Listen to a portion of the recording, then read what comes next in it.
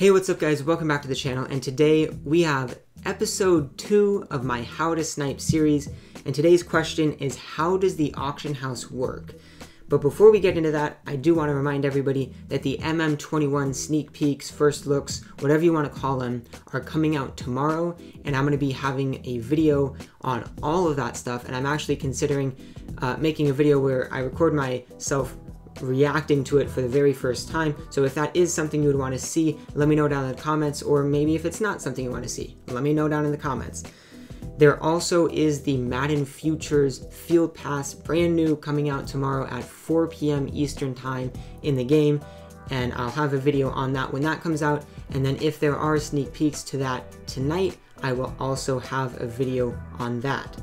But with that said, let's go ahead and get into the question that we've got today, where we're trying to understand the auction house, and we're going to be doing that by going through the process of selling a card. But that is only half of the auction house. I do want to say a quick thing about the other half, which is buying cards. Now, it's obviously super simple. You buy a card for some amount of coins, you lose those coins, you get a card, blah, blah, blah. The one thing that I think is worth mentioning, and it's not confirmed, but there is a possibility that there are EA bots that can bid on cards against you with the main purpose of making sure that you don't get cards for too cheap. So let's say there's a card that goes for 500k and you're bidding on it for 20k. There's a chance that there's an EA bot that'll jump that from 20k all the way up to 100k, as an example. But it's obviously not confirmed, but it does seem likely that that is the case from observations that tons of people have made in the auction house and what they've seen. Now, I just used a term that I think is going to be our second kind of vocabulary word, and that is jumping, or to jump the price, and that is when you're bid sniping. I defined it as saying jumping is when the bid goes up by more than the default of 100 coins. So technically, if the bid price goes up by 101 coins, technically that is jumping it, but more often you're going to see 1,000, 5,000, 10,000, maybe 100,000, depending on the price of the player. But that is something that I pretty much never do, and I'm not a big fan of, because I want to get cards for as cheap as possible, and when people, or maybe bots, are jumping it, I can't get it for as cheap as I would have liked to.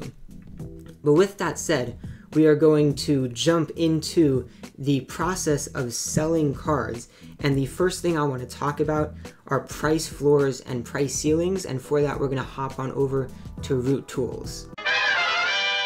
So here we are on Root Tools, where they have a big chart for all of the price floors and price ceilings for every overall, because every overall has a different floor and ceiling. Except for diamonds, all diamonds actually have the same of 1,000 and 100 million. Now, what you need to know about these is that for your card, when you post a card on the auction house, for that card to show up on the auction house, your bid price must be below the ceiling, and the buy now must be above the floor. If you do those two things, it will show up on the auction house. If you don't do those two things, it will not show up on the auction house. And for example, let's get past the diamonds. Let's say 80 overall. If you're trying to sell an 80 overall player, let's say you post it for 400k bid and 500k buy now, that does not meet both of the requirements. The bid is not below the ceiling. Even though the buy now is above the floor, not both of them are met, so that card is not going to show up on the auction house. Same thing if you were to go really low. If you were to post it for 1,000 bid and 2,000 buy now, the bid is below the ceiling, but the buy now is not above the floor, so that card is not going to show up on the auction house. For that to show up on the auction house, you'd have to post it for something like 20k bid and 30k buy now. And if you did that, it would show up on the auction house. But the thing is, your cards don't actually ever show up on the auction house. Instead, your card gets mirrored, and that's the next thing I want to talk about, are mirror cards. And so when you post a card, it gets mirrored, and that mirror card is actually what shows up on the auction house, not your card. Now, the mirror card won't be exactly the same as yours. It'll have the same time, but the prices will be slightly different. And from my experience, your card will be mirrored for up to 10% more than what you posted it for.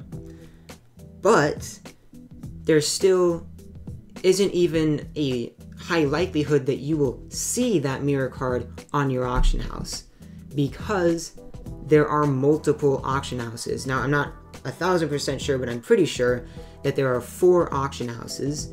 So when you post a card, there's actually a 25% chance of you seeing the mirror card.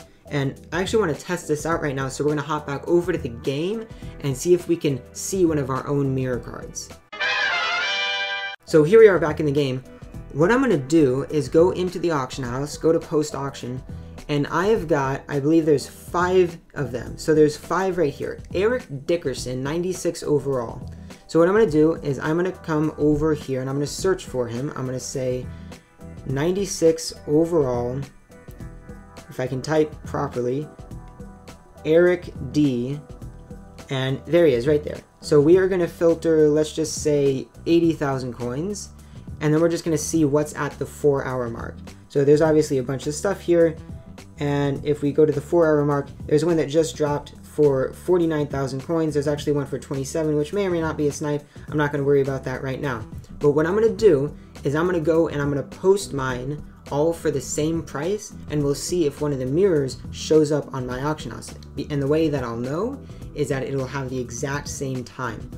So let's scroll on over to them. They're right here. I'm going to do the buy now at 50,000 and the starting bid at 45,000. They likely won't sell because it doesn't go for this much, but if it does, that'd be nice. But we're just trying to see if one shows up on the auction house. Now there's 5 of them, so if there are 4 auction houses and there is a 25% chance, one of them should come to my auction house, but it's obviously not a guarantee. So we're going to go ahead and post auction and then immediately come over here and see if it went up on my auction house. Now you might have to refresh once or twice, but as you can see, there's nothing there right now.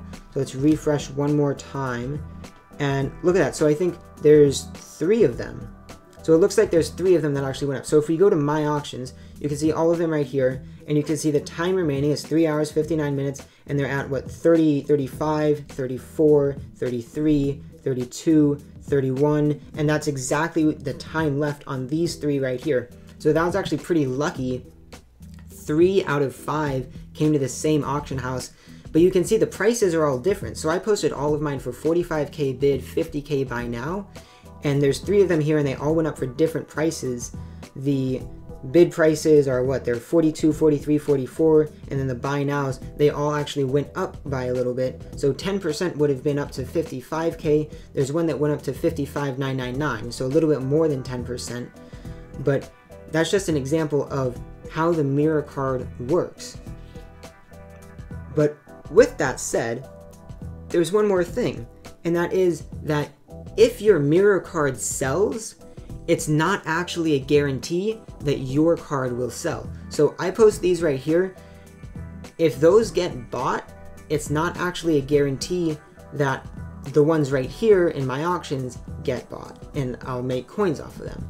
And it's kind of unfortunate that it works that way, but there is a correlation that I think you should know about, that I've noticed and that I've heard about, and I think I've seen to kind of be true, and that is that the more reasonably priced your mirror card is, the more likely yours will sell if your mirror sells. So if I post a card for 45K bid and 50K buy now, and it goes up on the auction house for 50K bid and 100K buy now, there's a very, very low likelihood that if that card sells, that mine will sell as well. Now, if I post it for 45.50 and it goes up for 45.50, the same exact price, the likelihood is much higher that mine will sell if the mirror sells. Now, there is one more thing to mention that I actually mentioned in episode 1 of the series, but I'll mention again here, and that is that if your card does sell, so if your mirror sells and you get lucky enough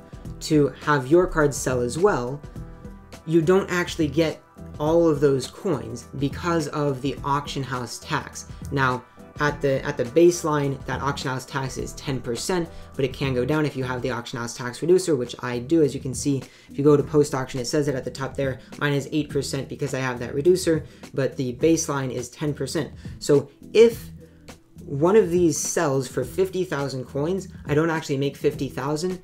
There's a 10% tax or fee that gets taken out of that. So if it sells for 50K, 10% is 5,000. So that's taken out, and I actually only get 45,000. So that's obviously something that you just need to keep in mind when you're in the auction house, buying cards, selling cards, and sniping. But with that said, that is going to be